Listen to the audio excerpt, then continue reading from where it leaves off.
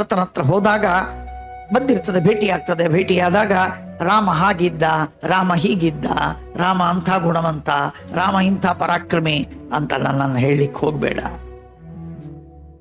ಸರ್ವಥಾ ಹೇಳಬೇಡ.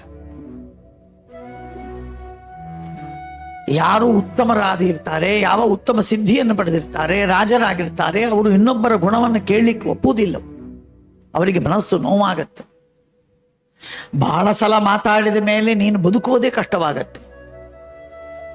ಆದ್ದರಿಂದ ನನ್ನ ಗುಣಸ್ತವನ್ನ ಮಾಡ್ಲಿಕ್ಕೆ ಹೋಗ್ಬೇಡ, ಎಂದೂ ಹೇಳಲಿಕ್ಕೆ ಹೋಗ್ಬೇಡ, ಮನಸ್ಸಿನಲ್ಲಿ ಇಟ್ಕೋ.